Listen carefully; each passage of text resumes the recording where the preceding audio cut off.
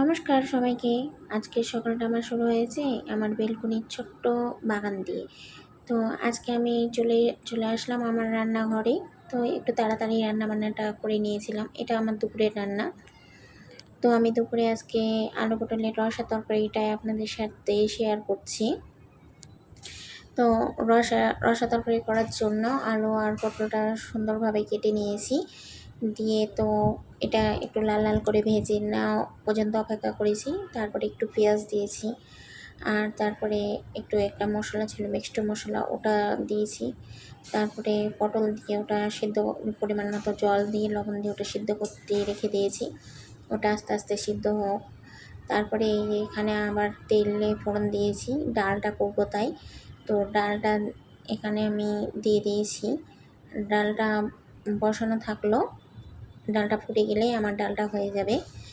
তো আবারও তেলে ফোড়ন দিয়েছি, একটু মরিচ, একটু পাঁচফোড়ন। তারপরে এখানে আলু আর করলাটা দিয়ে দিলাম। আলু আর করলাটা হালকা ভাজা ভাজা হলে এখানে পেঁয়াজটা অ্যাড করেছি। এই যে আমার আলু করলা ভাজা রেডি। তারপরে এই যে এখানে আমার ডালটাও রেডি হয়ে গেছে। এটা আলু পটলের তরকারি রেডি। তারপরে এই যে আমার এটা ভাতের থালাটা আমি একটু রেডি করেছি। ভাত, আলু পটলের রসা, তারপরে আলু করলা দিয়ে একটু ভাজি আর ডাল ছিল। আজকে আমাদের দুপুরের মেনু, শর্টকাট মেনু।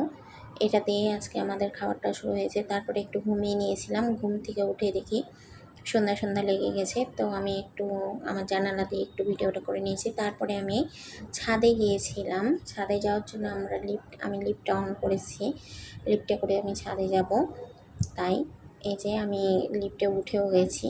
তো আমি ছাদে চলেও এসেছি। তো এই যে ছাদে আমি চলে এসেছি এখন। তো ছাদে এসে দেখি এখানে কিছু বাচ্চা আছে আমাদের বিল্ডিংয়ে, তার একটু খেলাধুলা করছে। তো তাদের একটু ভিডিওটা আমি অ্যাড করে নিয়েছি এখানে। আর এই যে এখানে আমাদের নিচে মানে এখানে ফুটবল খেলা হয়, সেটাও আমি অ্যাড করেছি এখানে। আর এই যে বাচ্চা কাচ্চা খেলাধুলা করছে।